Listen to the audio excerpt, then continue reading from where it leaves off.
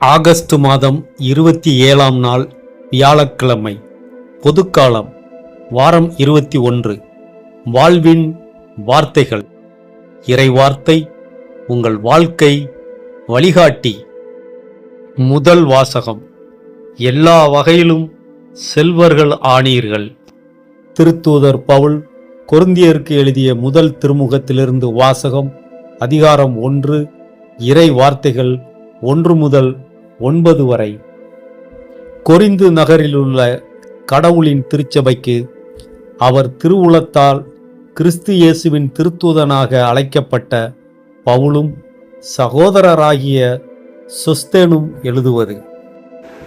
இயேசு கிறிஸ்துவோடு இணைக்கப்பெற்று தூயோராக்கப்பட்டு இறைமக்களாக இருக்க அழைக்கப்பட்டுள்ள உங்களுக்கும் எல்லா இடங்களிலும் நம் ஆண்டவர் இயேசு கிறிஸ்துவை அறிக்கையிடும் யாவருக்கும் நம் தந்தையாம் கடவுளிடமிருந்தும் ஆண்டவர் இயேசு கிறிஸ்துவிடமிருந்தும் அருளும் அமைதியும் உரித்தாகுக.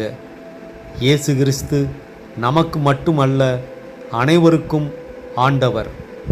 கிறிஸ்து இயேசுவின் வழியாக நீங்கள் பெற்றுக்கொண்ட இறை அருளை முன்னிட்டு உங்களை நினைத்து என் கடவுளுக்கு என்றும் நன்றி செலுத்துகிறேன். ஏனெனில் நீங்கள் கிறிஸ்துவுடன் இணைக்கப்பெற்று சொல்வன்மையும் நிறையறிவும் பெற்று எல்லா வகையிலும் செல்வர்கள் ஆனீர்கள். மேலும் கிறிஸ்துவை பற்றிய சான்று உங்களால் உறுதிப்படுத்தப்பட்டுள்ளது. ஆண்டவராகிய இயேசு கிறிஸ்து வெளிப்படுவதற்காக காத்திருக்கும் உங்களுக்கு அருட்கொடை எதிலும் குறையே இல்லை. நம் ஆண்டவர் இயேசு கிறிஸ்து வெளிப்படும் நாளில் நீங்கள் குறைச்சொல்லுக்கு ஆளாகாதிருக்க அவர் உங்களை இறுதி வரை உறுதிப்படுத்துவார். கடவுள் நம்பிக்கைக்கு உரியவர். தம் மகனும் நம் ஆண்டவருமாகிய இயேசு கிறிஸ்துவின் நட்புறவில் பங்கு பெற உங்களை அவர் அழைத்துள்ளார். ஆண்டவரின் அருள்வாக்கு. இறைவனுக்கு நன்றி. பதிலுரை பாடல். திருப்பாடல் 145. பல்லவி. என் கடவுளே, உமது பெயரை எப்பொழுதும் போற்றுவேன். நாள்தோறும் உம்மை போற்றுவேன். உமது பெயரை என்றும் எப்பொழுதும் புகழ்வேன். ஆண்டவர் மாண்புமிக்கவர், பெரிதும் போற்றுதலுக்கு உரியவர். அவரது மாண்பு நம் அறிவுக்கு எட்டாதது. பல்லவி. என் கடவுளே, உமது பெயரை எப்பொழுதும் போற்றுவேன். ஒரு தலைமுறை அடுத்த தலைமுறைக்கு உம் செயல்களை புகழ்ந்துரைக்கும். வல்லமை மிகு உம் செயல்களை எடுத்துரைக்கும். உமது மாண்பின் மேன்மையையும் மாட்சியையும் வியத்தகு உம் செயல்களையும் நான் சிந்திப்பேன். பல்லவி. என் கடவுளே, உமது பெயரை எப்பொழுதும் போற்றுவேன். அச்சந்தரும் உம் செயல்களின் வல்லமையை பற்றி மக்கள் பேசுவார்கள். உமது மாண்பினை நான் விரித்துரைப்பேன். அவர்கள் உமது உயர்ந்த நற்பண்பை நினைந்து கொண்டாடுவார்கள். உமது நீதியை எண்ணி ஆர்ப்பரித்து பாடுவார்கள்.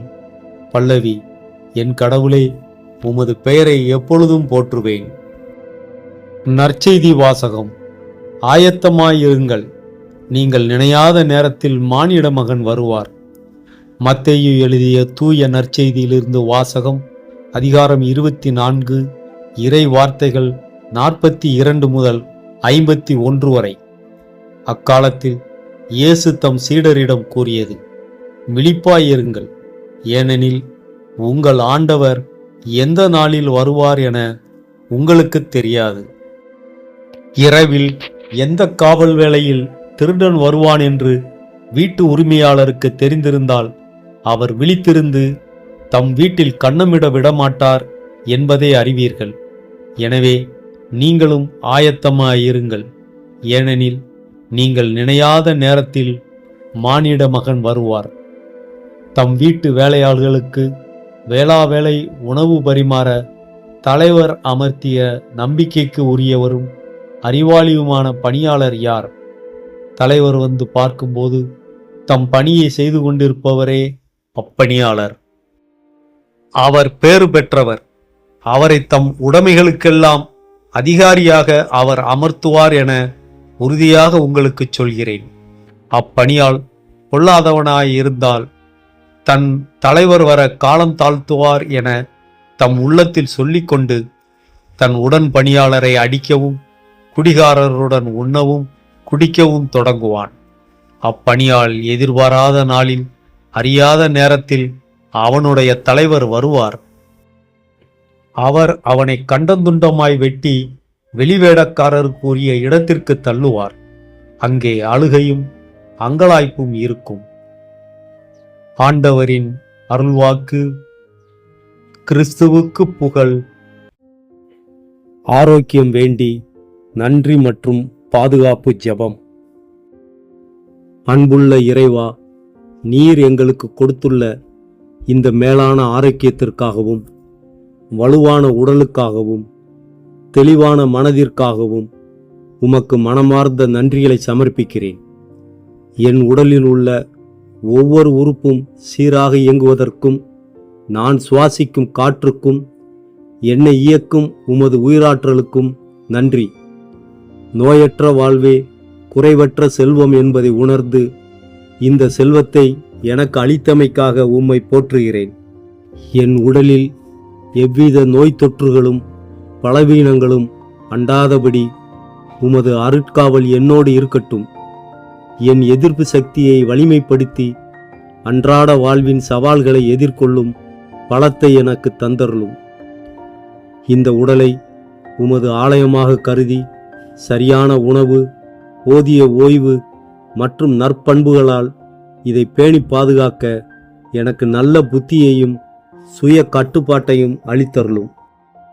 உடல் நலத்தோடு என் மனநலமும் சீராக இருக்கட்டும். வீணான கவலைகள், பயம் மற்றும் மன அழுத்தம் ஆகியவற்றிலிருந்து என்னை விடுவித்து எப்போதும் அமைதியுடனும் மகிழ்ச்சியுடனும் வாழ வழிகாட்டும். நான் பெற்றுள்ள இந்த ஆரோக்கியத்தை பயன்படுத்தி நலிவுற்றவர்களுக்கு உதவவும் அன்பை பகிரவும் எனக்கு அருள் புரியும். நோயால் வாடும் என் சகோதர சகோதரிகளுக்கு உமது குணமளிக்கும் கரங்களால் ஆறுதல் அளித்தருளும். என்றும் உமது ஒளியில் நான் ஆரோக்கியமாக திகழவும் என் வாழ்நாள் முழுவதும் உமது புகழை பாடவும் வரம் தாரும். ஆமென். திருச்சிலுவை அடையாளத்தினாலே தீயோனிடமிருந்து எங்களை விடுவித்தருளும் எங்கள் இறைவா. தந்தை, மகன், தூய ஆவியார் பெயராலே ஆமென். திருச்சிலுவை நமது அடையாளம்.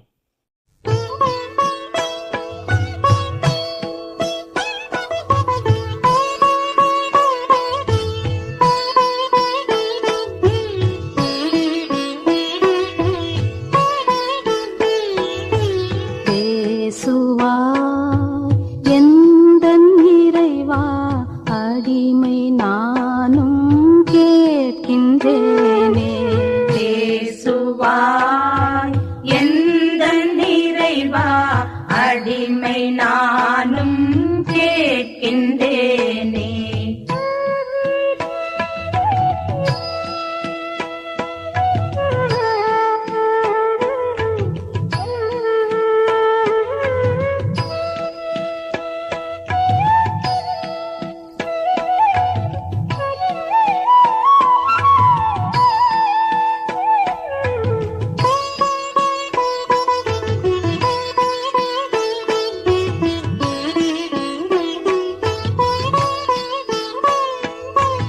அடிமை நானும் கேட்கின்றேனே, ஏழை எனக்கருள் வள்ளல் நீயே. அடிமை நானும் கேட்கின்றேனே, ஏழை எனக்கருள் வள்ளல் நீயே. பேசுவாய் எந்தன் இறைவா, அடிமை நானும் கேட்கின்றேனே. பேசுவாய் எந்தன் இறைவா, அடிமை நானும் கேட்கின்றேனே.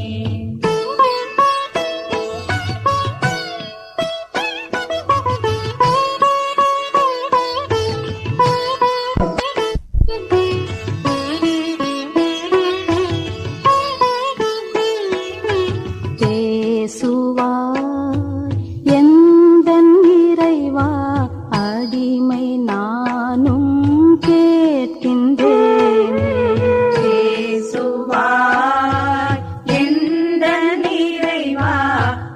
அடிமை நானும் கேட்கின்றேனே.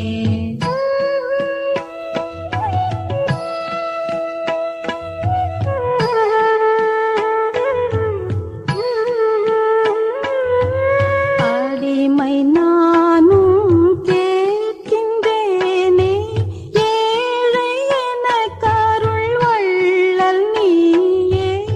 அடிமை நானும் கேட்கின்றேனே, ஏழை எனக்கருள் வள்ளல் நீயே. அடிமை நானும் கேட்கின்றேனே, ஏழை எனக்கருள் வள்ளல் நீயே. அடிமை நானும் கேட்கின்றேனே, ஏழை எனக்கருள் வள்ளல் நீயே. அடிமை நானும் கேட்கின்றேனே, ஏழை எனக்கருள் வள்ளல் நீயே. அடிமை நானும் கேட்கின்றேனே, ஏழை எனக்கருள் வள்ளல் நீயே. பேசுவாய் எந்தன் இறைவா, அடிமை நானும் கேட்கின்றேனே. பேசுவாய் எந்தன் இறைவா, அடிமை நானும் கேட்கின்றேனே.